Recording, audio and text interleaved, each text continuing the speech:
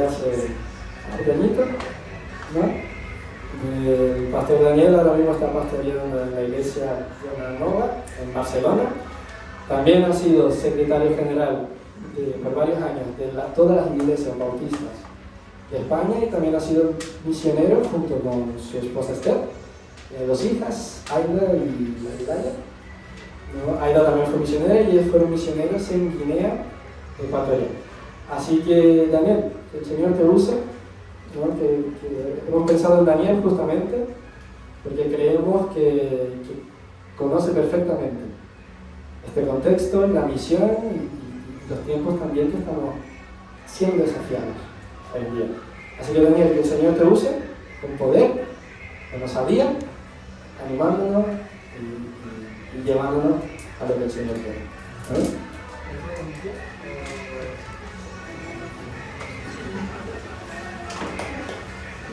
Bueno, voy a hacer lo que pueda porque tengo que luchar contra Bisbal.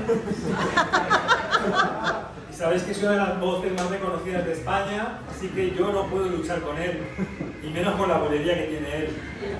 Pero haremos lo que podamos. Bueno, es un placer para mí estar con vosotros en esta iglesia en Alconorte. La conocía cuando no estabais reuniéndoos aquí aún, cuando en casa de Armando y Catalina empezaban a reunirse en la pandemia. Gente a escucharles a ellos a tocar el piano y los instrumentos en el balcón, y la gente empezaba a poner oído y atención precisamente porque con la música empezaban a ganar vecinos para Cristo. Yo, el tema que tenemos hoy de retiro urbano que tenéis aquí hoy es un tema que me preocupa, y precisamente lo he asumido con mucha alegría el poderlo traer, pero no porque sea ni mucho menos un experto, jamás me veo como tal, pero sí como una persona inquieta en el tema que vamos a hablar hoy.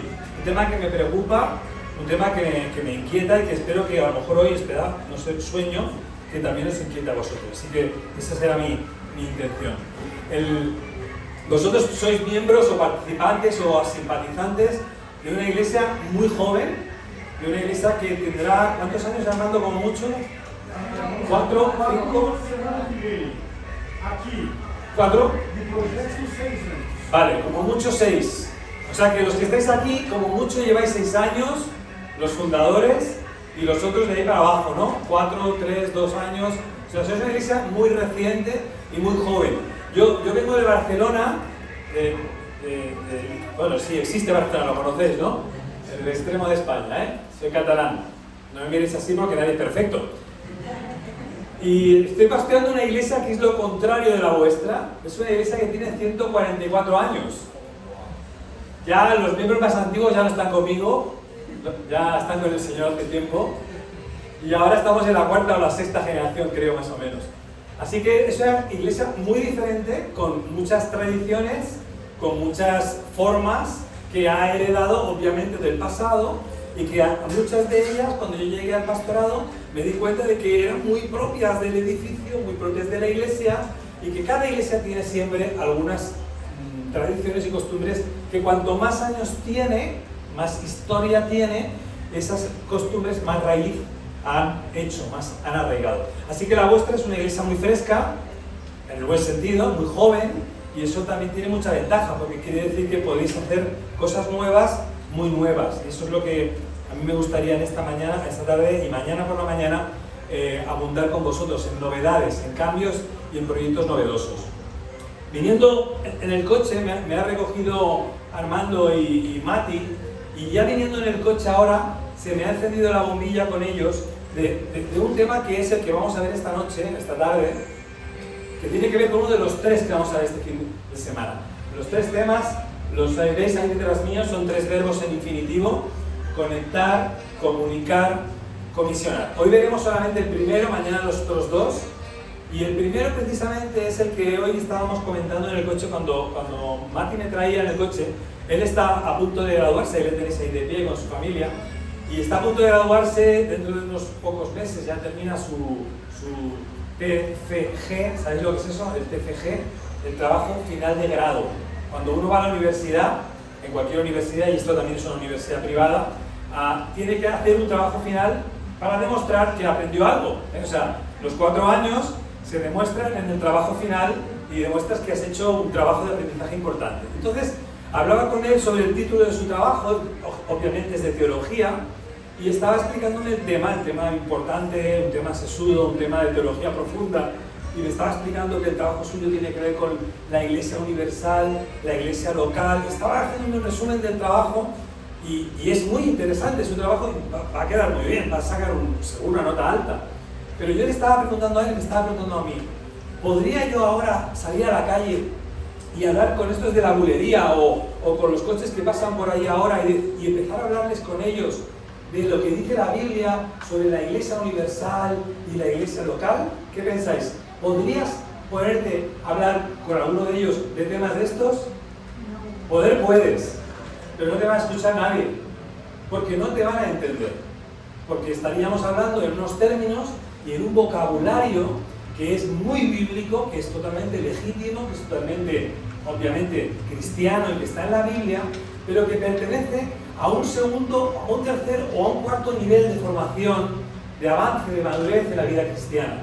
Y cuando uno se convierte, obviamente la Biblia, también la palabra lo dice y Pablo lo afirma, tenemos que tomar leche. ¿Recordáis ese texto? Porque luego vendrán tiempos en que la leche será superada y pasaremos a comer un bistec de carne. Pero para llegar a la carne hay que tomar mucho tiempo leche. Todos hemos tomado leche, por lo menos un año de nuestra vida con nuestras madres, o a veces hasta 2 años tomando leche. Luego ya llegaron las papillas y llegaron comida más sólida, y ahora muchos ya no queremos saber nada de papillas. Ahora que nos pongan el bistec. Pero hay que quemar etapas, hay que quemar esas etapas.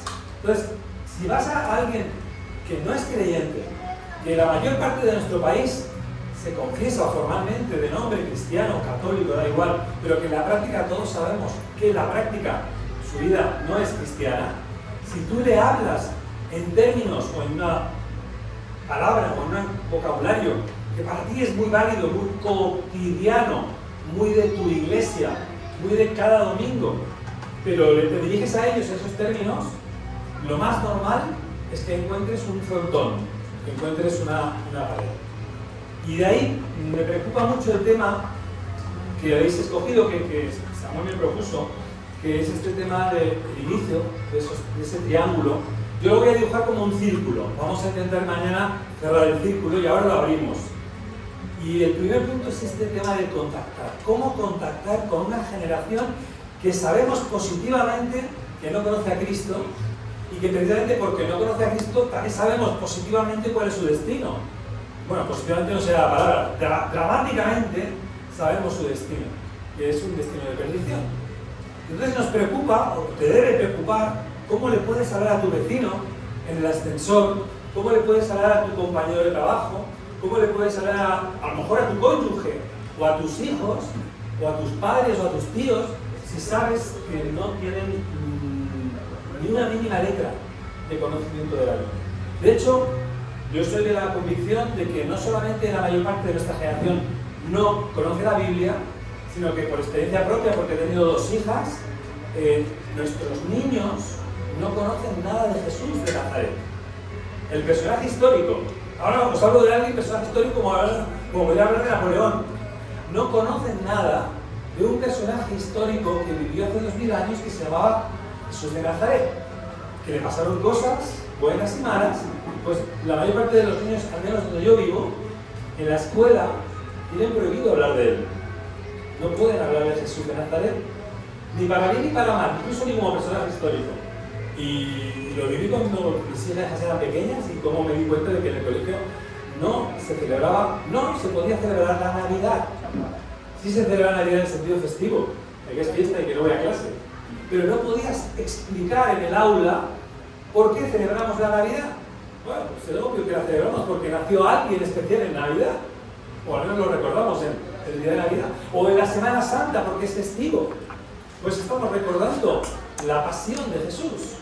Pues todo ese concepto ha quedado muy anclado en lo religioso, en la tradición y en lo festivo, pero no en la convicción. Y yo me pregunto, y he estado pensando en el tema, dando muchas vueltas durante 10 meses, ¿cómo podríamos comunicarnos, o cómo podríamos contactar, mejor dicho, con nuestra generación para establecer un primer vínculo, un primer contacto Ya no digo de evangelización, sino digo un pre-contacto, un pre-vínculo de mínima relación personal. Es decir, ya no estoy hablando de cómo le puedo hablar del evangelio a mi vecino, sino simplemente cómo puedo hablar con mi vecino. Porque yo no sé vosotros, pero en mi edificio las conversaciones ascensor son maravillosas. Estamos todos... que el tiempo, qué frío, hace calor, salgo por la puerta corriendo. Esa es la maravillosa y profunda conversación que tengo con el vecino del segundo o tercera. Al día siguiente me encuentro con el primer cuarta. Y como es mujer, aún me da más tensión hablar con él, con ella. Y subimos los 3 pisos y literalmente nos decimos hola y nos decimos adiós. Ya no digo hablar de Jesús, es que ni siquiera le digo nada de mí mismo, ni ella me dice nada de sí misma. Es decir, la conversación es nula. El contacto es muy escaso. Y vivimos en una generación que cada vez es más introvertida, más individualista y menos dada a hablar y a comunicarse. Y entonces me pregunto, ¿cómo lo hacía la iglesia primitiva? ¿Cómo lo hacía Jesús? Y quiero quedarme por un momentito esta noche en el modelo de Jesús, porque sigue siendo, obviamente, el modelo para nosotros. Si miráis los evangelios, seguramente los habéis leído más o menos alguna vez. Si habéis leído los evangelios, recordaréis que Jesús contactaba con la gente o evangelizaba o hablaba del reino de una forma muy especial, muy personal, muy empática y también muy práctica. Utilizaba parábolas, historias de la vida cotidiana, ejemplos de la vida cotidiana. Utilizaba enfermedades para sanar enfermos, con ellos hacer milagros y a partir de ahí luego hablar de lo que él quería hablar, de su propia vida y también del reino. Usaba, dice el texto de Mateo, Marcos 6, dice Jesús recorría las poblaciones de los alrededores, enseñando a la gente y proclamando el evangelio del reino. Es decir, Jesús caminaba, se movía por los poblados de Galilea e iba hablando a la gente, buscando fórmulas de contacto. Fijaos que al principio no necesariamente la gente le conocía y no necesariamente la gente le reconocía como rabí. Y él establecía puntos de contacto de una forma muy interesante, que esta tarde me gustaría repasar algunos ejemplos con vosotros. Jesús hablaba a todo tipo de personas. Esta es una frase que me gustaría que la tuvierais subrayada esta noche. Y si solo aprendéis esto, me doy por contento. Jesús hablaba a todo tipo de personas y a todo tipo de grupos. En muchas ocasiones hablaba a grupos grandes. ¿Alguno recuerda alguna escena del Evangelio de Mateo 5? Y ahora lo estoy poniendo muy fácil, ¿eh? ¿Alguna escena en que Jesús hablara a un grupo grande, a un grupo de cientos de personas que le escuchaban? Mateo 5. Sí, hay un sermón que es muy famoso que se llama Sermón del Monte. el Sermón del Monte, muy bien, exacto. Jesús hablaba allí probablemente a cientos de personas, pero también luego se dirigía a grupos medianos de un tamaño como el que estáis aquí aproximadamente, seguramente de menos de 50 personas. Cuando hablaba en las sinagogas, cuando se dirigía a las sinagogas, los grupos no podían ser más de 50 o 100 personas. Luego también hablaba a grupos pequeños, sus discípulos, de 12 a 20, a 25 personas, incluyendo a las mujeres que le acompañaban. Es decir, podía hablar a un público grande y sin micrófono, podía hablar a grupos medianos, podía hablar a mini grupos y también, y esta tarde quisiera que recordáis algunos ejemplos de estos, también se dirigió a individuos solos, a personas individuales, aisladas, con las cuales tuvo unas conversaciones irrepetibles, con los cuales tuvo conversaciones que solo la tuvo con él o con ella. Son conversaciones obviamente que no se pudieron volver a repetir con nadie más y que las tuvo pues en lugares públicos, en lugares pequeños, en lugares a escondidas, de día, también de noche, y se adaptó en cada uno de los casos a las necesidades de la persona que tenía delante. Es decir, la intención de Jesús, la intención de contactar con esa persona era previamente analizada por Jesús y Jesús respondía a la necesidad de cada uno de ellos. Por lo tanto, Segunda enseñanza, la primera, Jesús hablaba a todo tipo o contactaba con todo tipo de personas. Segunda, Jesús era especialmente creativo. En esto tenemos mucho que aprender en nuestras iglesias porque somos muy rutinarios y nos repetimos mucho en nuestros hábitos y luego lo convertimos en tradición. Pero Jesús era especialmente muy creativo. Yo esta noche quisiera hacer una llamada a la creatividad de esta iglesia, que ya sé que la tiene, pero que aún podéis seguro profundizar y avanzar más. Jesús no tenía un mensaje distinto para cada persona, no tenía un evangelio diferente, no tenía muchos evangelios, solo tenía un evangelio, pero iniciaba conversaciones diferentes con cada persona. En algunos casos empezaba él la conversación, en otros la continuaba recibiéndola de otra escena que él no había iniciado. Lo cierto es que aprovechaba todas y cada una de las oportunidades. Quiero compartiros un detalle. Tengo unos amigos misioneros en Andorra. Andorra es un pequeño país que está al norte de Cataluña, en el Pirineo, en medio de las montañas.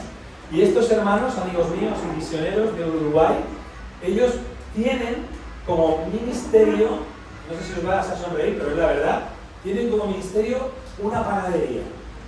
Es decir, ellos han venido a trabajar como misioneros montando una tienda de pan. El marido es panadero y su gran habilidad es fabricar pan artesano y pastelitos, pasteles de alta gama, de alta calidad. Bueno, hablando con él, resulta, yo he estado con él en la panadería, me he sentado como vosotros ahí una mañana entera viendo a mi hermano cómo comparte el pan y lo vende y lo distribuye, y me quedé absorto mirando a este hermano, a este amigo, a Diego, cómo todo el barrio, agárrate esto, todo el barrio le conoce. Claro, es el panadero del barrio. El pan nuestro de cada día lo compro hoy. Y todos van a comprar el pan a la tienda de Diego. Y sabéis que la esposa es muy extrovertida, un poco como Catalina, y habla con todo el mundo.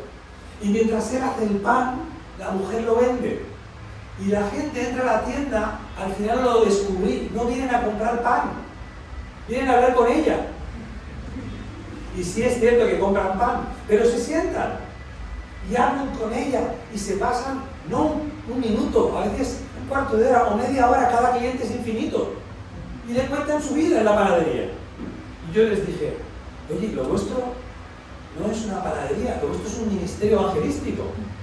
Y después de años que llevan allí, 4 años, ahora justo hace unas 2 semanas han inaugurado la iglesia. La panadería se ha convertido en una iglesia. ¿Sabéis cómo se llama la iglesia? Casa de pan. Al principio le pusieron Betlehem, que suena muy bíblico, pero dije, no te va a entender nadie. Nadie sabe lo que significa Betlehem. Y digo, ponlo en catalán o ponlo en castellano. Y le pusieron Casa de Pa, en catalán, Casa de Pan. Es una panadería de pan y es una panadería espiritual, porque sirven la palabra a la gente que quiere que se les explique. Han establecido una cantidad de contactos que es espectacular. Y él me decía, hay un pastor aquí en el barrio que tiene una iglesia establecida, con un local, con un púlpito, con un edificio que pone afuera de iglesia evangélica. Y él me decía, pero el pastor no conoce a la mitad de la gente que conozco yo. Claro, el pastor conoce a su congregación, conoce a sus ovejas que van el domingo a la iglesia a escuchar el culto, a escuchar la palabra, y está bien.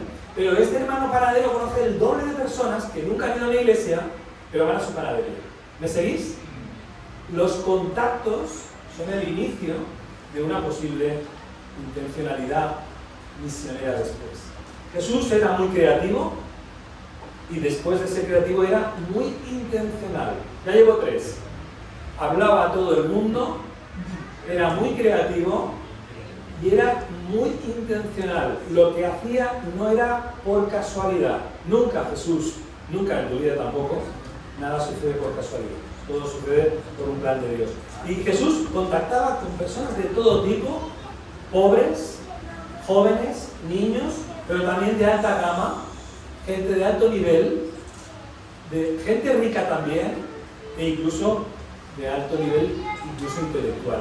No hacía acepción de personas. Otra característica de Jesús que tenemos que adoptar: no hacía acepción de personas. No obviaba ningún nivel social, ni ningún nivel legal, ni económico, ni cultural. Toda la gente, para él, todos eran personas, todos tenían que tener derecho a ser interpelados con el Evangelio. Solo con estas 4 enseñanzas podría terminar aquí, pero recordarlas, porque Jesús hablaba con todas las personas en diferentes grupos, era muy creativo, ahora lo veremos, era muy intencional, y la cuarta es que era muy directo. Y aquí es donde vamos a entrar en ejemplos clarísimos.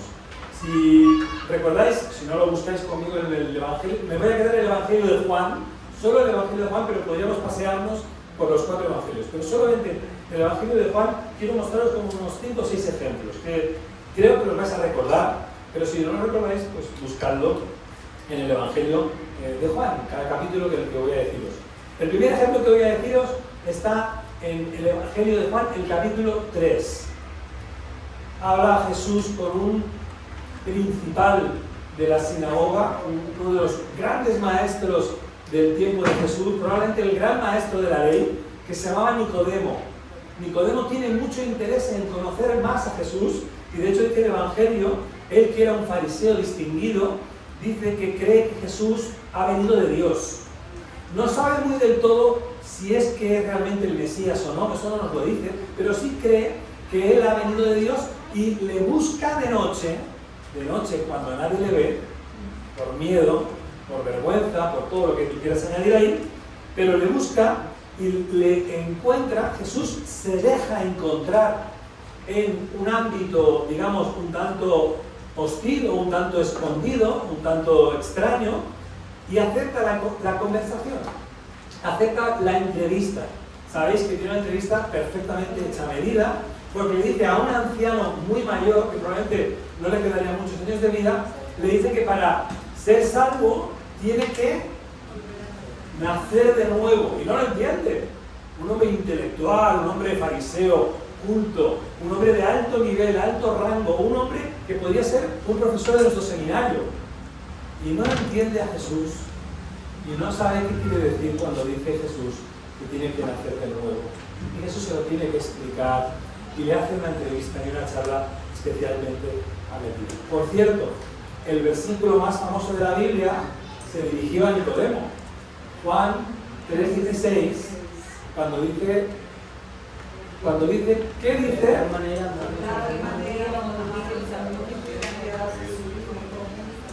De todo aquel que en él cree, no se pierda, las tenga vida eterna. Ese texto es para Nicodemo. Es parte de la entrevista que Jesús tuvo con Nicodemo. Una segunda entrevista muy sorprendente, igual que esta, pero aún sube el nivel de sorpresa y introduce un elemento de choque cultural, sucede en el capítulo siguiente. Solo tienes que pasar un capítulo de Juan 3 y pasar a Juan 4, y te encuentras a Jesús con una mujer. Primer elemento de choque, porque un hombre no debería hablar con una mujer en la cultura hebrea, pero además mucho más difícil porque es una mujer samaritana. Jesús da un rodeo geográfico, da una vuelta grande en sus viajes de Galilea, intencionalmente para ir a Samaria, tierra en la que él no es bien recibido, tierra en que cualquier judío es recibido de forma hostil, porque consideran a los samaritanos un pueblo indigno, un pueblo que no pertenece ya al pueblo de la salvación de Dios. Y allí, en un contexto muy liviano, muy normal, muy cotidiano, os voy a dibujar el contexto, pero seguramente lo conocéis. Jesús tiene sed, como yo, se detiene en un pozo y pide agua para beber. ¿Os suena la historia, verdad? Ese es el contexto, esa es la gran estructura que Jesús necesita para predicar el Evangelio. Tiene sed, encuentra un pozo, y hay una mujer y le pide agua para poder saciar su sed. Por tanto, el contexto es altamente rutinario. Es tan rutinario como el ascensor. ¿Sí o no? Es tan rutinario un pozo donde los judíos y los samaritanos van cada día a coger agua. No tiene ningún hecho especial, Un hombre que tiene sed y por tanto le pide a una mujer, es lo raro, que le dé agua, y lo raro es que sea una mujer samaritana. Ahí es donde, en un contexto totalmente intrascendente, en un contexto liviano, en un contexto que digamos totalmente rutinario, Jesús decide romper esquemas culturales, rompe esquemas religiosos y lleva la conversación a donde Él quiere llevarlo. Fijaos que empieza hablando de agua. Empieza hablando de, oye, ¿tienes agua? Porque yo tengo mucha sed. Y esta mujer sigue la conversación con él y le pregunta, ¿cómo es que tú siendo judío hablas conmigo que yo soy samaritana? Fijaos, él hablaba de agua, ella ya descubre el problema, ya descubre que aquí hay algo que no encaja, pero él sigue hablando de agua y sigue diciendo, mira, si sacas agua de este pozo, volverás a tener sed, lo que es agua normal, es H2O, pero si tú bebes del agua que yo te daré, no tendrás sed jamás. Y esto ya, a la mujer la deja en shock, porque ya ha llevado el tema del agua a otra agua. ¿Os dais cuenta de la creatividad de Jesús? Y luego le pregunta sobre su vida. Y le dice, ¿y qué es de ti? Y dice, bueno, yo, mi vida es un poco así disoluta. Tengo ya 6 maridos. Y él dice, y el último que tienes no es tuyo. ¿Y tú cómo lo sabes? Y entonces ya la conversación evidentemente lleva a un terreno perfectamente personal e íntimo, donde Jesús ya le confiesa que le quiere hablar de su pecado. Ese es el tema de la conversación, en definitiva. Para hablar de su pecado tiene que hablar de su arrepentimiento y le acaba diciendo que Él es básicamente el Mesías. Lo puedes leer en Juan capítulo 4, versículo 14 en adelante. Por cierto, yo que tengo sed, voy a parar un momento y veo. Tercer ejemplo, paso capítulo siguiente. Juan 5 nos relata la historia de un milagro de Jesús que practica sobre un paralítico, que es el paralítico de Betesda. Cuando se lo encuentra, Jesús le hace una pregunta que otra vez vuelve a ser tremendamente simple, rutinaria y yo diría que incluso infantil. Le dice, ¿quieres ser sano? Es como decirle a un niño si quiere un juguete. Claro que quiere ser sano, por supuesto que lo desea. Y Jesús accede y le sana. ¿Recordáis la escena, verdad? Juan capítulo 5. Y hay una conversación que no puedo ahora enumerar con detalle, pero también es especial, también es única y también la tiene solo con él y en ningún momento la tiene más. Pasamos un capítulo más adelante, Juan capítulo 6. Se encuentra aquí ya no con un individuo individual, sino con una multitud que están buscando comida, que están buscando comer, que están buscando pan. Y buscando ese contexto de alimento, un contexto otra vez rutinario, otra vez cotidiano, Jesús aprovecha las cotidianidades, las rutinas de los días de cada día para hablar de cosas trascendentes. Utiliza lo más simple para hablar de lo más importante de tu vida, que es conocer a Jesús. Y ahí hablará a las multitudes que tienen hambre y les dirá que Él es el pan de vida. Ellos solo están pensando en comer pan y Él les dice en Juan 6, versículo 35, que yo sí soy pan, pero no soy un pan normal, soy el pan de toda tu vida, el pan definitivo, el pan de vida eterna. Juan 8, otra escena individual. Jesús se encuentra con una mujer que están a punto de matarla. ¿Recordáis la escena? Están a punto de apedrearla por un hecho muy concreto que la ley judía penaliza con la muerte y que no es otra que el adulterio. Por cierto, en la escena solo está ella, pero falta ello, falta un señor en la historia, porque para que haya adulterio son necesarios 2. Lo triste de la historia es que es a ella a quien detienen, es a ella a la que van a apedrear y es ella con la que Jesús tiene una conversación muy breve delante de todo el mundo en público. Y esa conversación al final termina en una frase que es espectacular y Jesús ya a solas, porque recordaréis la escena, cuando dice Jesús, si alguien está libre de pecado, esa se dirige a los fariseos, se dirige a la multitud y les dice, si alguien está sin pecado, que sea el primero en que la apedree. Y dice la historia bíblica en ese capítulo de Juan que comenzaron a soltar sus piedras y comenzaron a desfilar y a marchar cada uno por donde habían venido. Y al final se quedó él a solas con la mujer, con la adúltera, que por poco acaba de morir, le acaba de salvar la vida.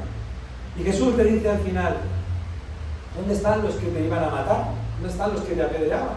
Y dicen, mira, todos han marchado. Y Jesús le dice la guinda. Dice, ni yo te condeno, vete, pero no peques más. Es otra vez un mensaje de arrepentimiento, un mensaje de perdón, un mensaje de salvación, un mensaje de conversión. Ni yo te condeno, como los demás no te han condenado, yo tampoco, ni yo te apedreo, pero eso sí, vete y no repitas más tu pecado. Son conversaciones espectaculares, en este caso, incluso una salvación doble. Le salva la vida física y le salva la vida espiritual. Juan capítulo 8, el mismo capítulo donde estamos, está Jesús ante el templo, ante un grupo de judíos delante del templo, y está discutiendo con ellos un debate teológico profundo a cuenta del templo, a cuenta del edificio de Salomón, del gran edificio de Salomón. Y Jesús les dice algo que ellos no pueden entender. Versículo 58. Antes que Abraham fuese, yo soy. Y incluso les dirá más adelante que este edificio se va a destruir y en 3 días se levantará. Nadie le entiende, aunque es explícito, pero nadie le entiende porque está hablando de su cuerpo y todos creen que está hablando del edificio de Salomón y no le entienden. Y en Juan 9, la penúltima, es con otro personaje interesantísimo, que es un ciego de nacimiento, con el que Jesús también se encuentra, con el que Jesús también le toca y es sanado de su ceguera de nacimiento, innata. Cuando los judíos saben que ese ciego, que era muy famoso porque era ciego de nacimiento y todo el mundo sabía que era ciego de siempre, ahora le ven que ve, ahora le ven que puede ver, los fariseos se preocupan mucho por el testimonio que este hombre está dando sin hablar. Y entonces llaman a sus padres y le increpan a sus padres, oye, ¿qué ha pasado con esto? ¿Cómo es que esto ha sucedido? Y los padres dicen, mira, el ciego es nuestro hijo, pero es adulto. Hablar con él, que ya sabe hablar. Y al final le llaman a él y le dicen, oye, ¿cómo es que tú ahora ves? Y él dice, mira, yo no tengo ni idea de lo que ha pasado. Ahora estoy haciendo una paráfrasis, Yo no sé qué ha pasado, pero yo solo sé una cosa, que yo antes era ciego y ahora veo. Si quieres un testimonio simple, pero profundo, el de este ciego es tremendo.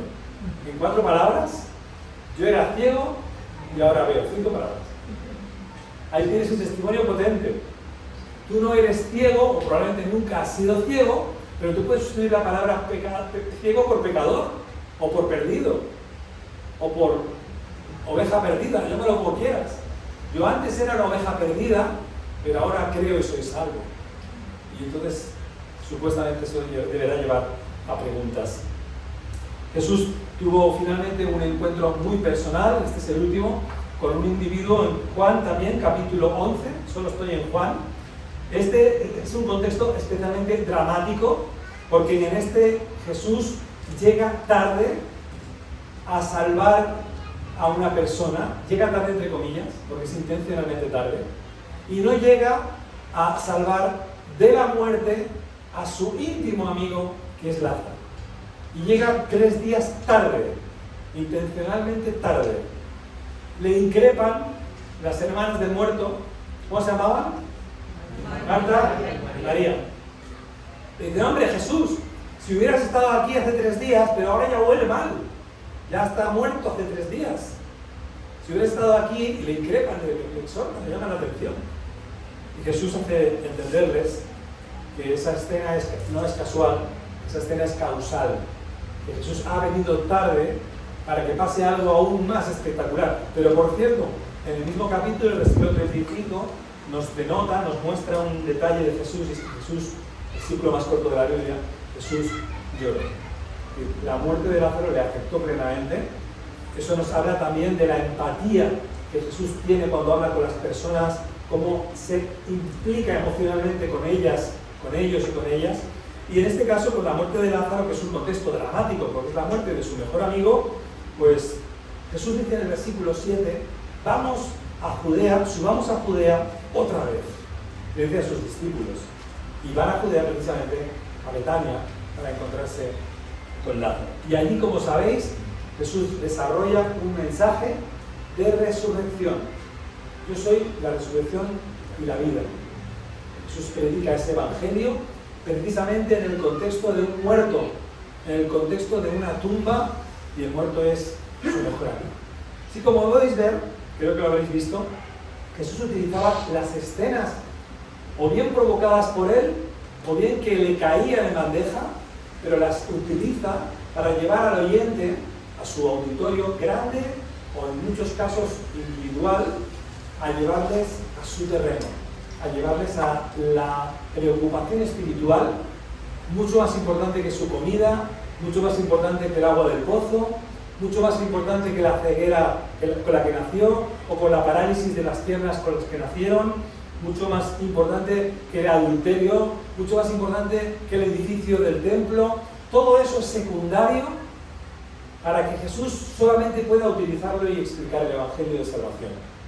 Y esto es algo que nos tiene que llevar a pensar cómo Jesús utilizaba ejemplos de la vida cotidiana con personas muy normales, con personas afectadas emocionalmente, con personas con luchas, con tensiones, con verdadero sufrimiento emocional, algunos de ellos, y cómo Jesús aprovechaba para hablarles del Evangelio. Podría salir de Juan, podría saltar del Evangelio de Juan y podría hablaros de otros casos, de otros hombres que están en otros evangelios. Y os hablaría de Zaqueo, un tal Zaqueo, que era bajito, se tuvo que subir a un árbol para ver a Jesús, y Jesús fue a comer a su casa, lo cual era un shock legal, porque estaba comiendo en la casa de un grandísimo pecador, del pecador de pecadores, de un publicano traidor. Y se fue a comer a su casa. ¿Recordáis la escena? Cuando Zaqueo entiende el Evangelio y se convierte, decide multiplicar y devolver todo lo que ha robado, multiplicado a los pobres y a la gente que les roba. Podría hablaros de Simón el leproso, podría hablaros de los pescadores con los que Jesús llamó y les dijo sígueme, y dejándolo todo les siguieron. Podría hablaros de otros ejemplos, de otros hombres, de otras personas que solamente, quiero deciros solamente que son ejemplos que están en la palabra, en el Evangelio, y que nos sirven de ejemplo para que veamos, como digo, los hombres y mujeres que Jesús contactó con ellos para tener contacto. Con todos, Jesús provocó una entrevista que sería trascendental. Yo diría, me gusta decir que Jesús hacía trajes a medida. Era como un sastre teológico. Porque no habló igual con la mujer adúltera, ¿lo recordáis?, que con la mujer del pozo. Dos mujeres, pero muy distintas historias. Una a punto de morir por adulterio, la otra casada 6 o 7 veces. No habló igual con el paralítico que con el ciego, y los dos fueron sanados de una enfermedad. No habló igual con Nicodemo que habló con los pescadores a los que pidió que les siguieran. Es decir, con cada uno de ellos habló distinto. Y esas escenas que vemos en la Biblia, que vemos en el Evangelio de Juan y en otros evangelios, son escenas, y ahí es donde hoy entra la praxis de la charla de hoy, que nosotros podríamos también provocar. Estas escenas de Jesús, nosotros también estamos llamados, tú y yo. Mateo termina el Evangelio de Mateo, lo sabéis, capítulo 28, con la gran comisión, y cuando dice que Jesús dice, toda potestad me es dada en los cielos y en la tierra. Es decir, está reivindicando su divinidad. Es decir, sí soy yo el Hijo de Dios, sí soy yo el Mesías, toda potestad me es dada en los cielos y en la tierra, soy parte de la Trinidad, lo que está diciendo ahí. Y por tanto, en consecuencia con esta realidad divina mía, id y haced discípulos, y enseñándoles todas las cosas que yo os he enseñado y bautizándolos en el nombre del Padre, del Hijo y del Espíritu Santo. Con estas palabras termina el Evangelio de Mateo. Por tanto, el ejemplo o los ejemplos que acabo de enseñar, estos 7 o 8 ejemplos que os acabo de enseñar, son trasladables, deben ser trasladables a nuestra vida personal. Nosotros deberíamos también provocar lo que yo llamo, no puede ser de otra manera, pero me gusta llamarlo así, encuentros santos, o encuentros eternos, o encuentros para la eternidad. ¿Por qué? Porque en esas escenas, en esos encuentros, vuelvo al ejemplo del ascensor, pero hay muchos encuentros en tu vida cotidiana, en tu agenda semanal, con los cuales puedes tener una gestión del encuentro, una intencionalidad del encuentro, para que la persona primero te escuche, es decir, captar la atención, es lo que hacía Jesús al principio, captaba la atención, robaba la atención, y luego conseguir, si no en la primera, que haya una segunda o una tercera en la que al final, algún momento, de una manera u otra, puedas hablar con esa persona y explicarle que tú eres cristiano, que eres discípulo de Jesús, y obviamente que el Jesús de tu vida también puede ser el Jesús de la suya. Puede serlo, decidirá él, tendrá su libertad para optar hacia el sí o hacia el no, y esa no es tu responsabilidad, esa es la responsabilidad suya, y es el Espíritu Santo el que le va a convencer de pecado, de justicia y de juicio. Así que ese primer contacto, y eso es lo que hoy quería reflexionar con vosotros en esta noche, el contactar es una prioridad de vuestra iglesia, de vuestra familia y de tu vida personal. Tienes que copiar a Jesús, lo tenemos que copiar en todo, pero también tienes que copiarle en cómo él provocaba intencionalmente y hablaba con todo el mundo, ¿lo recordáis? Con grupos grandes, pequeños o con individuos, para poder contactar con ellos y tener conversaciones que iban a cambiar definitivamente su vida para la eternidad. Nosotros tendremos contactos segurísimo mañana sábado, el domingo no me cabe la duda que habrá algunos, y el lunes más, porque el lunes volvemos a una realidad, a un universo paralelo, que es lo que llamamos el lunes. El lunes es un universo paralelo, donde nuestras vidas se desarrollan con otras vidas que no vemos normalmente el sábado ni el domingo, pero les vemos de lunes a viernes, en el trabajo, en la oficina, en el rellano, en la escalera de vecinos, en la escuela, si vas aún estás escolarizado, en el instituto o en la universidad, o donde vayas, o donde estés, o donde vivas. Hay una serie de personas que pertenecen a tu segundo universo paralelo, que es el universo de lunes a viernes. Y ahí quería darte 5 propuestas prácticas para intentar copiar a Jesús, para intentar provocar el encuentro, el debate inicial, llámale como quieras. Yo le llamaría ahora de momento solamente el contacto. Vamos a llamarle contacto, de una forma muy humilde. Lo primero que tienes que recordar, y este es un elemento cultural, es algo que sucede, lo que te voy a decir ahora, en España, pero no sucede en otros países que ya he comprobado y visitado, donde esto que te voy a contar no sucede allí. Pero aquí en España sí. Y debes ser consciente de reconocer la distancia espiritual que hay entre tu persona y la de esa persona. Hay una distancia espiritual infinita. Y tienes que esforzarte en crear un terreno común, elaborar un tema de conversación, a ser posible que sea neutro, que sea cómodo para ti y para la otra persona, y que seguramente será intrascendente. A los hombres, ¿de qué nos gusta hablar cuando hablamos con otro hombre? Seamos sinceros. De fútbol. Nuestra mente es muy limitadita en este tema. Así que hablamos de fútbol o de política, pero más o menos de ahí nos salimos.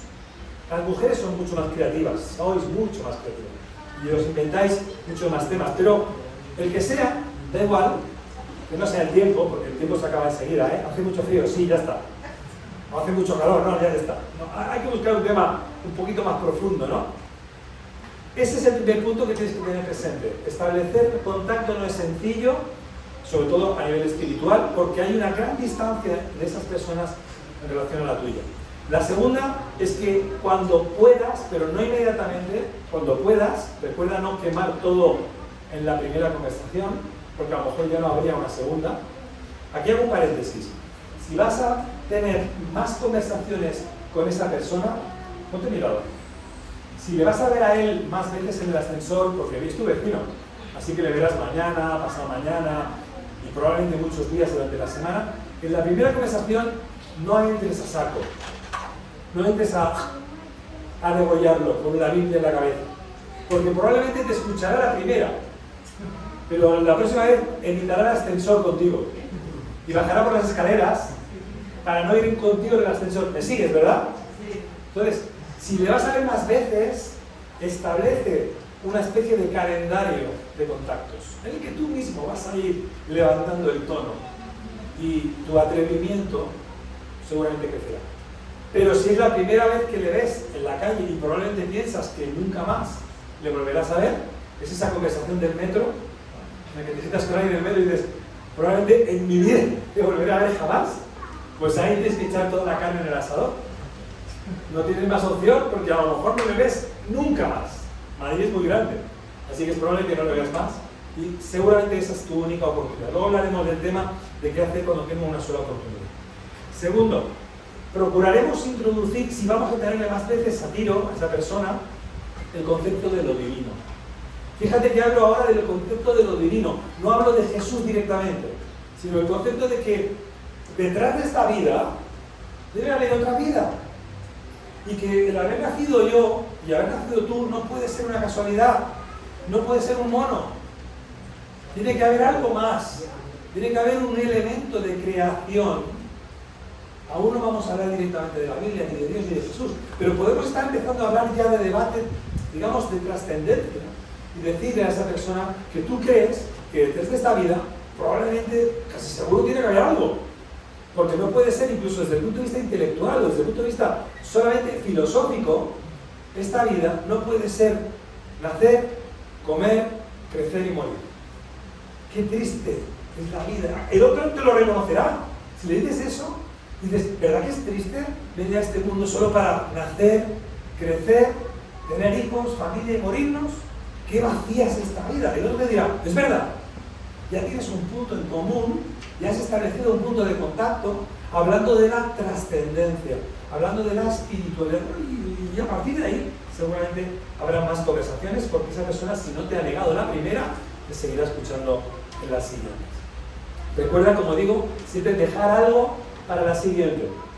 No pongas toda la carne en el fuego si sabes que le vas a seguir viendo, si sabes que algún día esa persona incluso la podrás invitar a tu casa, si la conversación podrá profundizar, deja un poquito para la próxima.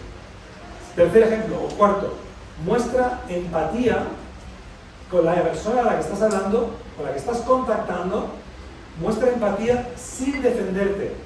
¿Por qué te digo lo de defenderte? Porque en este país, cuando hablas de tu fe, es muy probable que al otro lado haya una reacción. Es muy probable, casi siempre, hay una reacción habitualmente negativa de ataque, de burla. Y nosotros, nuestra reacción habitual es la de defendernos. Y estamos perdiendo el tiempo. Y estamos perdiendo a la persona. No te defiendas. No te defiendas. El ataque no es contra ti. El ataque es contra la persona en la que crees. No es contra tu persona.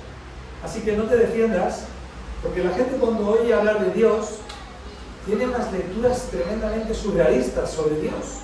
Extrañas y lejanas a la palabra de Dios. No tiene nada que ver con lo que tú crees, con lo que tú entiendes como fe. La gente cuando habla y le hablas de Dios va a hablar pensando en la Iglesia Católica. Enseguida va a estar pensando en los curas. Va a estar enseguida pensando en el Papa. Estará pensando en San Pedro. Estará pensando en el Vaticano. Tienes lecturas muy simples y nada en relación a lo que tú le quieres hablar. Y por otro lado, también os habéis dado cuenta que por la calle la gente normalmente nunca habla de Dios. Nunca. Si alguna vez haces un curso de mercadotecnia, de marketing, hay tres cosas de las cuales te enseñarán siempre que nunca discutas con tu cliente al que le quieres vender una moto. O una moto, o un queso, o un mueble. Es que nunca puedes hablar ni de religión, ni de política, ni de fútbol. ¿Sabías eso? Porque son tres temas de debate, tres temas en que la gente se enciende. Y si te das cuenta, la gente en la calle nunca, jamás, normalmente ni en el metro, ni en la calle, ni en el autobús, normalmente hablan de Dios.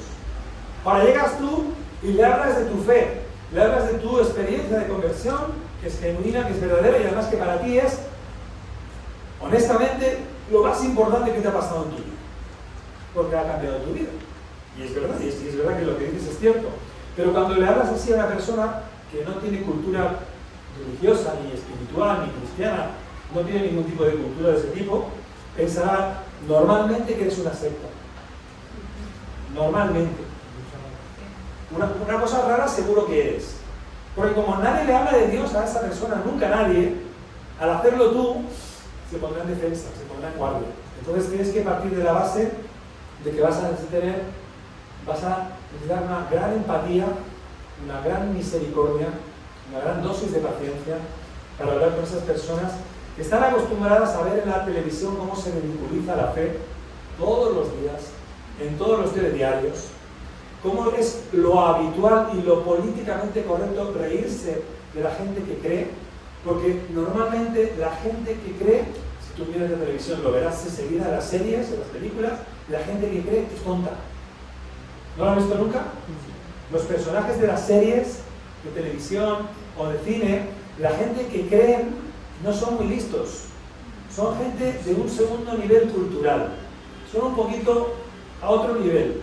Y entonces cuando le hables a esa persona de tu fe, lo primero que va a pensar de ti es que eres raro, eres de una secta, o pobrecillo no eres muy listo. Así que no te defiendas. No te defiendas. Hay que empatizar con la casi nula cultura espiritual que esa persona tiene. Y la poca cultura que tiene está distorsionada por los medios, por la televisión y por el cine. Así que ponte en su piel. Recuerda que tú antes también eras igual de ignorante que él. Alguien te habló del Evangelio, pero estabas en la ignorancia absoluta. Así que esa ignorancia recuérdala para ti y empatiza con él. Y el quinto punto es que en cuanto puedas, si esa conversación se mantiene, si has conseguido ganar la atención de esa persona para una segunda charla, os seguís viendo en el metro, os seguís viendo en el autobús, en el ascensor o en la calle, o es compañero de trabajo, con lo cual tienes que pasar 8 horas con él, o 8 horas con ella, pues prepara preguntas profundas, prepárate preguntas interesantes, preguntas agudas, que a esa persona le hagan pensar. Preparadas en casa, ora al Señor y pide al Señor, ¿cómo le puedo hablar a Manolo para que me entienda, para que me escuche? ¿Qué pregunta le puedo hacer? Y pídele al Señor que te dé las preguntas. Jesús le dijo al enfermo, ¿quieres ser sano? Es una pregunta retórica, una pregunta muy simple, pero Jesús la hizo por algo. Le preguntó al enfermo, ¿quieres ser sano? Tú le puedes preguntar a una persona, ¿tú quieres ser salvo? Y le dirá, ¿salvo de qué? Bueno, ya empieza el diálogo. Él te dirá, yo no tengo que ser salvo porque yo no estoy perdido de nada. Pero de momento ya se ha abierto la lata, ya se ha abierto la posibilidad. Le puedes preguntar a la gente, ¿te consideras bueno para ganar el cielo? Si murieras hoy, yo no quiero que te mueras, pero si tienes un accidente y te atropellan, ¿hoy irías al cielo? ¿Te consideras bueno para ir hoy al cielo? Lo más normal, incluso un buen católico, te diría que no. El mejor de los católicos no está seguro nunca de su salvación. Nunca. Es doctrina católica. Así que si le preguntas a alguien si está seguro de que hoy muere y va al cielo, lo más normal es que te dirá que no. Y tú puedes decir, pues yo sí estoy seguro. Ahí abres un coloquio que puede ser interesante. Puedes preguntarle, ¿te has enojado con alguien tanto que has deseado su muerte? Lo más normal es que si es sincero te dirá que sí en voz baja. Sí, alguna vez. Pues Jesús decía de esto, lo que decía. Y le cuentas el versículo. O otro versículo estableciendo la pregunta buena. ¿Venderías tu ojo por 1 millón de euros? ¿Te quedarías medio ciego que tendrías 1 millón en el bolsillo? Son preguntas caciosas que a la gente le pueden dejar desarmada. Porque tú puedes decirle, pues yo no lo vendería, o sí, o no. Y si los dos, por los dos te dieran 10 millones, ¿te quedarías ciego por 10 millones? Hay gente que vende el riñón, porque puede vivir con el otro, pero lo vende por necesidad. Es decir, la venta de órganos existe. Bueno, hay temas de debate que los que puedes buscar el contacto con la gente, y cada persona es distinta, cada persona es especial, cada persona que nos encontramos está en unas circunstancias muy concretas que son irrepetibles. Los ejemplos que os he mostrado demuestran que Jesús también sabía eso y con cada persona hacía un traje a medida. De lo que estoy hablando es de tener la valentía con cuidado también, con prudencia, la valentía de hablar con la gente para poder hablar con ellos en ese proceso de pre-evangelización.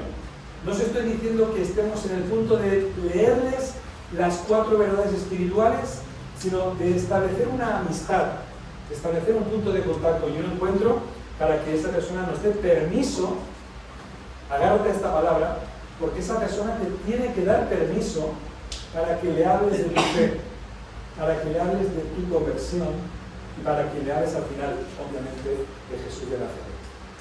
En mi cultura donde yo vivo es altamente difícil, no conozco tanto Madrid, pero en Barcelona es altamente difícil que tú puedas abordar a alguien por la calle y hablarle de Jesús y te aguante la conversación un minuto. Lo más normal es que huye como pena, como alma que se la lleva el diablo. Es lo más normal. Pero ¿dónde escucha la gente, donde yo vivo en mi cultura, dónde la gente te escucha, dónde la gente te atiende y dedica media hora y 1 hora y 2 horas a escucharte? En mi casa, en mi mesa, con mi comida, e invitado a comer por mi esposa que ha preparado un plato especial para él. No sé si es vuestra cultura, pero en Cataluña el método que funciona es el método de la confianza. Pero para que alguien venga a mi casa, tiene que pasar muchas conversaciones. Porque de entrada no va a venir a mi casa aunque le invite a comer, porque no se fía de mí. Y tengo que conseguir que confíe en mí, aunque le diga que la paella de mi mujer es excelente, no va a venir por si acaso le voy a hacer alguna cosa rara. La desconfianza es moneda de cambio hoy.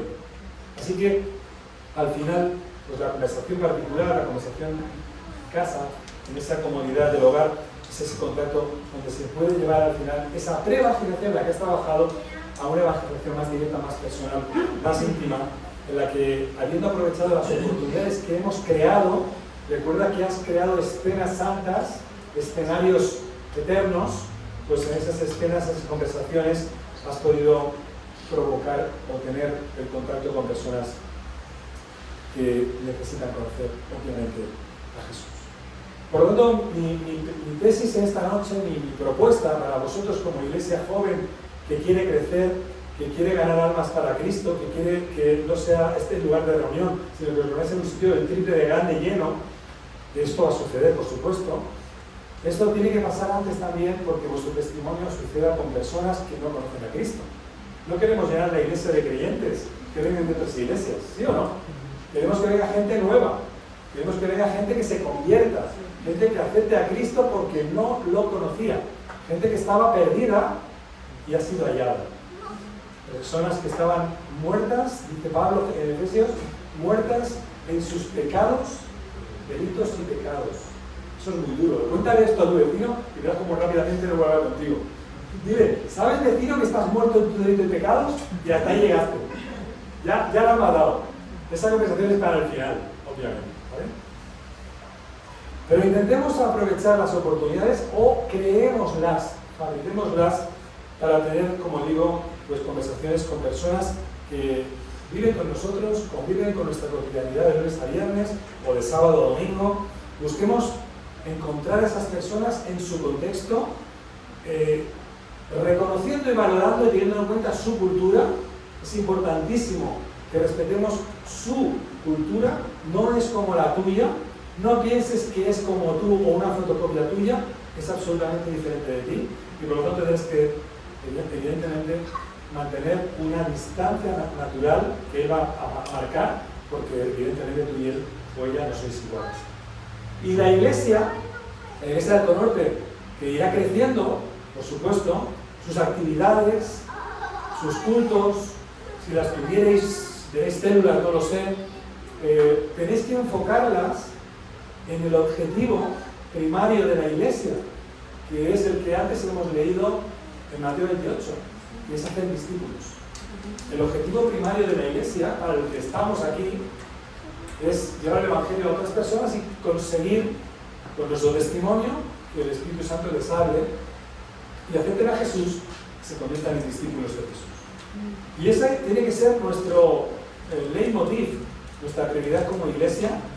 Y en mi opinión, voy a decir algo, no sé si es atrevido o no, si os ofende, borradlo. Pero las personas que hemos contactado y algún día conseguimos, por la gracia de Dios, que vengan a nuestra iglesia y quieran acompañarnos en nuestro culto, imagínate incluso que se conviertan. Voy a decir algo que para mí es muy importante, lo que digo, pero no siempre me explico bien, es un problema. Esas son las personas más importantes de la iglesia. No sé si lo entiendes. Son las personas por las que oramos, por las que compramos materiales, por las que compramos Biblias, folletos, por las que salimos a la calle, por las que hacemos campañas, por las que me he esforzado en tener conversaciones 1, 2, 3, 5 veces. Y al final, esa persona viene a mi iglesia y por gloria de Dios y por su gracia escucha la palabra y acepta a Jesús. Esa persona son los pequeños de los que habla Jesús, los pequeñitos de los que habla Jesús, y son los más importantes. Y dice Jesús a sus discípulos que tengamos con ellos el mejor de los testimonios. Porque si tenemos un mal testimonio con ellos, con los pequeñitos, Jesús nos invita al suicidio. ¿Lo sabías? Porque dice, átate una piedra de molino y échate al mar. O sea, suicídate. Antes de que eso suceda, mejor que te mates. Fíjate cuán importante es cuando una persona entre en nuestra congregación, o bien se ha convertido porque uno de nosotros le habló y en casa tuvo una experiencia de conversión y es igualmente válida en su casa, en la mía, como en el culto. Obviamente es la misma experiencia de conversión. Pero donde la tuviera no importa, pero si la ha tenido, esa persona es la más importante de nuestra iglesia. Merece todo nuestro cariño, toda nuestra atención, toda nuestra empatía, toda nuestra acogida, nuestro afecto, nuestro abrazo, nuestra amistad, nuestro buen testimonio y nuestra oración. ¿Estás de acuerdo conmigo con esto? Es un tema muy serio. Lo digo como si pareciera trivial, es un tema muy serio porque a veces, seguramente no os ha pasado nunca en Alconorte, pero yo he estado en otras iglesias donde el recién convertido asiste a la iglesia y el domingo que viene ya no viene. Y el pastor va detrás de él y le dice, oye, pero ¿qué pasó? ¿Por qué no vienes más? Y dice, bueno, porque vine y conocí a Pepe. Oh, claro, conocí a Pepe. Y Pepe es un bruto que le habló mal, le habló de los defectos de la iglesia, le habló de los pecados del pastor, le habló de los pecados de la vecina, le habló de todo lo mal que hacía en la iglesia y Pepe se encargó de machacar la débil y pequeña fe que el nuevo cristiano traía con todo su corazón y sabiduría. Y al final esa persona decide irse a otra iglesia, porque si voy a la tuya no quiero ver a Pepe.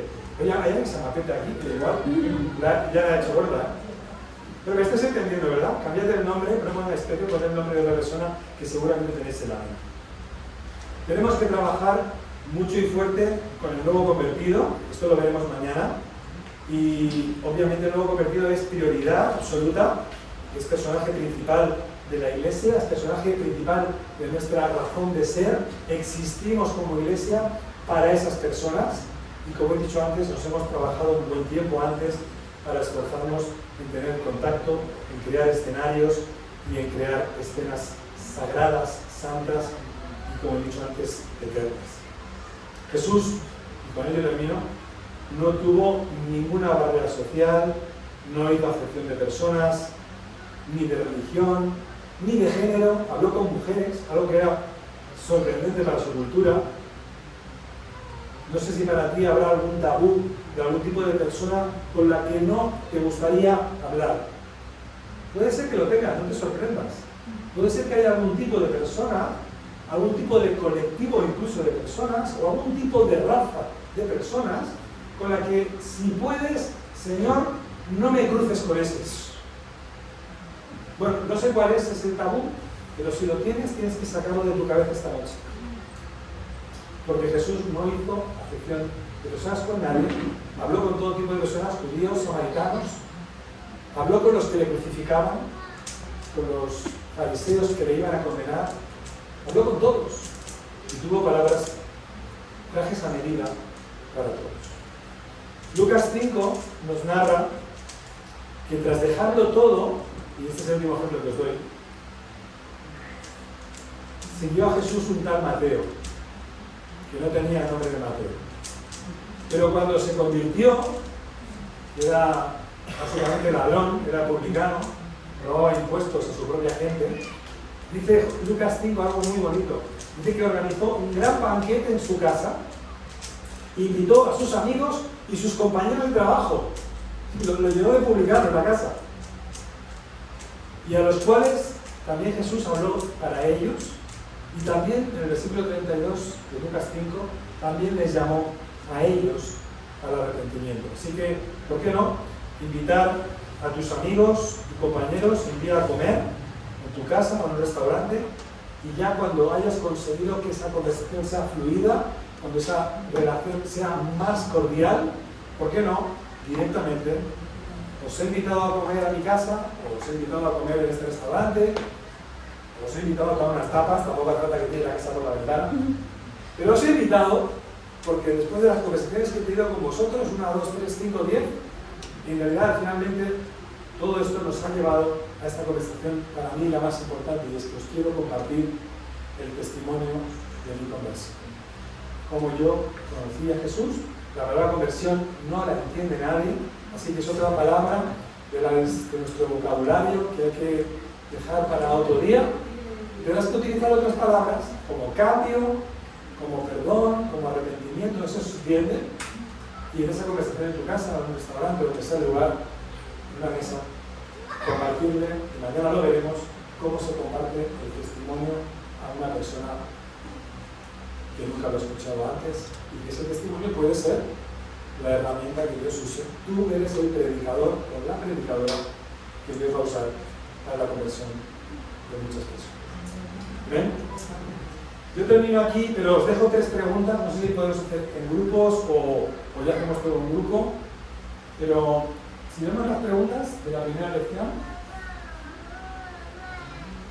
¿sabes la primera hoja? Ahí, conectar, es lo que hemos visto hoy. Connecting People es un lema de una marca de teléfonos que ya casi no venden, pero es muy bueno el lema, conectando gentes, es muy bueno. Y id a hacer de amigos, no lo dice Jesús, dice id a hacer discípulos. Pero como he explicado, probablemente antes de hacer discípulos tendrás que conseguir que sean amigos. Y esas son las preguntas que quiero... ¿No están? Ya pasaron. Sí, estaban ahí. ¿No? Bueno, pues estaban. Son preguntas muy sencillas. La primera que quiero preguntaros, ¿tú los divides en grupos entonces? Bueno, pues ahora os dividen en grupos, lo compartís en el grupo. La primera es, ¿sabías o habías oído hablar de provocar o crear escenarios santos, escenarios sagrados, escenarios eternos, llámalo como quieras? ¿Habías oído hablar de este concepto de que yo puedo estar creando un escenario de salvación? Primera pregunta. Segunda pregunta, ¿cómo puedo provocar contactos en mi entorno personal, en el que yo vivo, que no es igual que el mío, igual que el tuyo? Así que espero que aportes aquí ideas creativas que yo no te he dado hoy y que quizás tú tengas. ¿Cómo puedo provocar contactos en los que están conmigo o conviven conmigo? Y la tercera pregunta es, ¿cuándo empiezo a ponerlos en marcha? ¿Cuándo lo pongo en práctica? ¿Cuándo empiezo a provocar ese escenario o esos escenarios de contacto? Bueno, ahí tenéis las preguntas, ¿vale? Pues si os reunís en grupos, que creo que ya alguien os habrá dividido, os podéis hablar de este tema, de estas 3 preguntas, y luego las ponemos de nuevo al final en común y os escucho a vosotros a ver qué conclusiones tenéis.